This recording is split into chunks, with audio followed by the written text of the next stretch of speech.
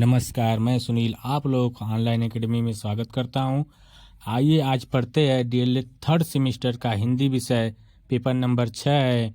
आज पढ़ेंगे मैथिली शरण गुप्त जी के बारे में। तो आइए देखते हैं। और हाँ, अगर वीडियो की क्वालिटी अगर सही नहीं दिखाई दे रही है तो उसको क्वालिटी को बढ़ा करके देखिए, 360 कर लीजिए या 240।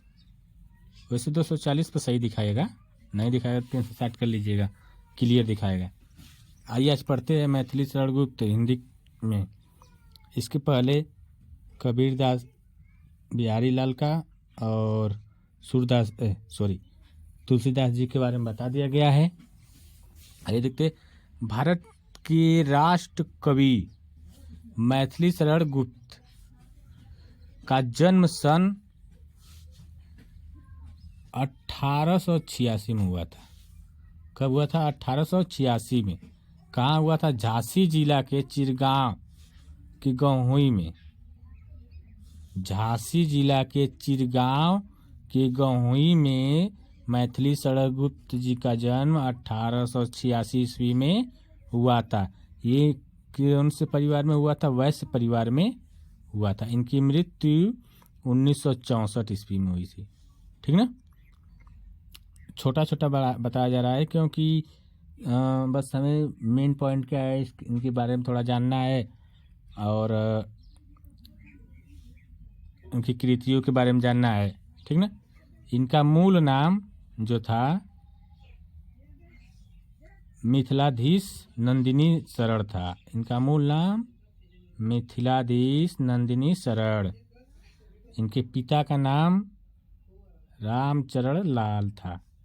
इनके पिता का नाम रामचरण लाल था। ये स्वयं के सबसे अच्छे कवि और धार्मिक व्यक्ति थे। ठीक ना? इनके काव्य गुरु आचार्य महावीर द्विवेदी जी थे। मैथिली शरण गुप्त के काव्य गुरु आचार्य महावीर प्रसाद द्विवेदी थे। ये सरस्वती मासिक पत्रिका जो थी, इनका संपादन इन्हीं के द्वारा कराया गया। इन्हीं के माध्यम के द्वारा इनका सरस्वती जो पत्रिका मासिक पत्रिका है, यह संपादन कौन कराए? आचार्य महावीर प्रसाद द्विवेदी। इसलिए इनको ये काव्य गुरु मानते हैं मैथिली शरण गुप्त। इनकी प्रथम कविता जो थी हेमंत थी। इनकी प्रथम कविता हेमंत थी और प्रथम काव्य संग्रह रंग में भंग। प्रथम काव्य संग्रह पूछता है पेपर में, मैथिली शरण गुप्त का प्रथम काव्य संग्रह क्या है? तो रंग में भंग। आप कविता पूछ दे तो हेमंत। इनकी प्रमुख रचनाएं के बारे में और बता रहे हैं। रंग में भंग ये सबसे पहले इनकी काव्य संग्रह है। फिर उसके बाद जयद्रथ वध। ठीक ना? सॉरी, क्या लिखा है? जयद्रथ वध। ये है जयद्रथ वध। उसके बाद भारत भारती। उसके बाद किसान। फिर उसके बाद शकुंतला। फिर पंचवटी। फिर अनद। देखो, हम उस जो है उसका जिस सन में जो संपादित किया है उसको हम पहले लिख दिए। ठीक ना? फिर आप लोग नोट बनाइएगा बढ़िया से। फिर त्रिभंगा, फिर शक्ति, फिर गुरुकुल, फिर यशोधरा। ठीक, ये सब इनके कविता थी, काव्य संग्रह थे। फिर है द्वापर, फिर सिद्धराज, फिर नहू, फिर उसके बाद कुड़ाल गीत, फिर काबा और करबला, उसके बाद पृथ्वीपुत्र, फिर उसके बाद प्रदक्षिणी, उसके बाद जय भारत, उसके बाद विष्णुप्रिया, फिर उसके बाद अर्जन और विसर्जन, उसके बाद झंकार। देखो लास्ट में क्या है? झंकार।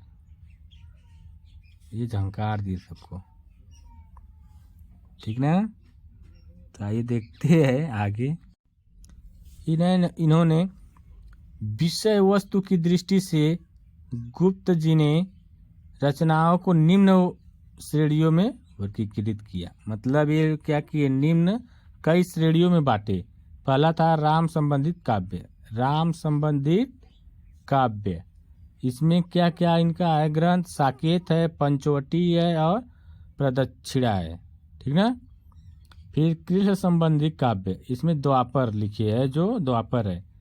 फिर है उसके बाद वैष्णव संबंधित काव्य, विष्णु प्रिया है चैतन्य महाप्रभु से, ये बताया जाता है। फिर देखते हैं सिख संबंधित बौद्ध मत संबंधित काव्य, यशोधरा, ठीक। उसके बाद अनद, फिर उसके बाद और है गीति नाट्य, ठीक ना। उसके बाद आगे देखते हैं सिख संबंधित काव्य, गुरुकुल। बार बार पूछा जाता है कि सिख संबंधित काव्य है, तो उसमें हम क्या बताएंगे, गुरुकुल। फिर उसके बाद आते हैं इस्लाम संबंधित काव्य, काबा और करबला, ये बार बार पूछते हैं। फिर आगे देखते हैं महाभारत के पात्रों, प्रसंगों, उपाख्यानों पर आश्रित काव्य, जयद्रथ वध। उसके बाद वक्र संहार, नहुस, हिडिंबा, शकुंतला, तिलोत्तमा, जय भारत, ये। आगे देखते हैं ऐतिहासिक वीर पुरुषों से संबंधित जो काव्य है, ऐतिहासिक वीर पुरुषों से संबंधित कौन कौन से है उसको देखते हैं। तो उसमें है, ठीक, उसमें ऐतिहासिक वीर पुरुषों से संबंधित जो काव्य है उसमें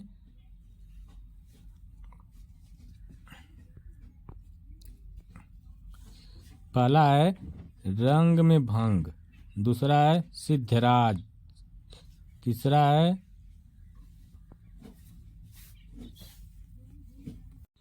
पत्रावली, फिर चौथा है विकट भट्ट। अब आइए देखते हैं काल्पनिक एवं विचारात्मक वस्तु पर आधारित काव्य, भारत भारती, वैतालिक, हिंदू, अजीत, ठीक। आगे है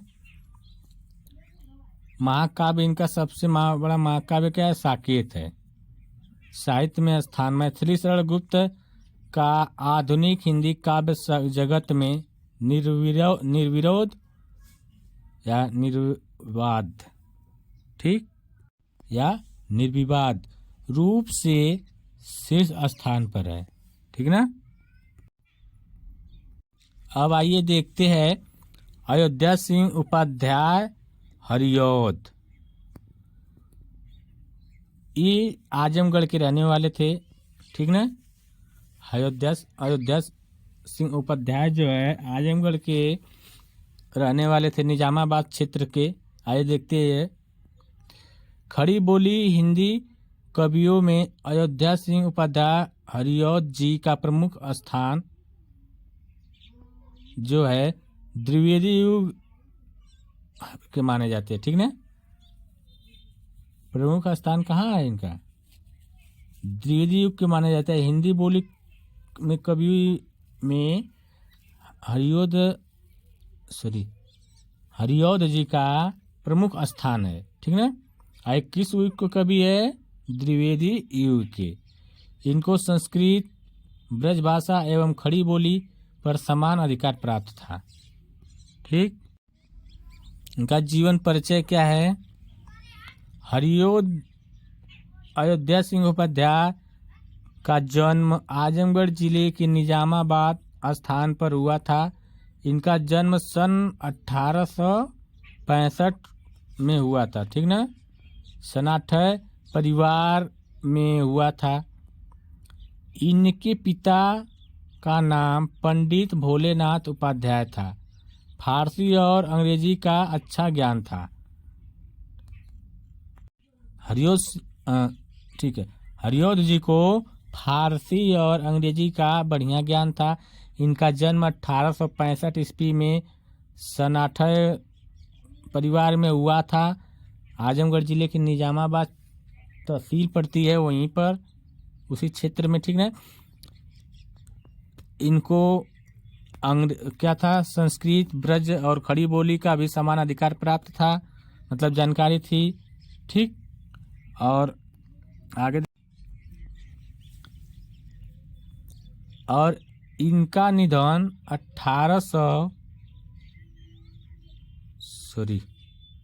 1900 है, ठीक ना, 1945 में हो गया था। कब हुआ था? 1945 में, ठीक। इनकी रचनाएं क्या है? काव्य रचनाएं: प्रिय प्रवास, रस कलश, चौखे चौपदे, चुभते चौपदे, वैदेही वनवास, ठीक। और ये नाटक क्या है, ये देखते हैं। प्रद्युम्न विजय, रुक्मणी परिणय, ठीक। इनके उपन्यास क्या है, ये देखते हैं। ठेठ हिंदी का ठाठ, इनका उपन्यास क्या है? ठेठ हिंदी का ठाठ, ठीक ना। अधलिखा, अधखिला फूले क्या है? और अधखिला फूल। प्रिय प्रवास खड़ी बोली का प्रथम काव्य है। इनके लिखने पर इनको मंगला प्रसाद पारितोषिक प्राप्त हुआ, ठीक ना। इसमें वर्णित श्री कृष्ण का चरित्र बताया गया है, ठीक ना। अब आगे देखते हैं, जैसे कहा श्री भगवत पुराण है, ठीक ना।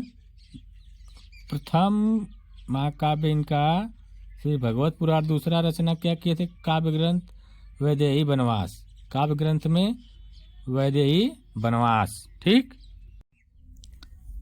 जिसमें राम के राज्याभिषेक के बारे में, सीता के वनवास की करूण कथा का वर्णन है, ठीक ना।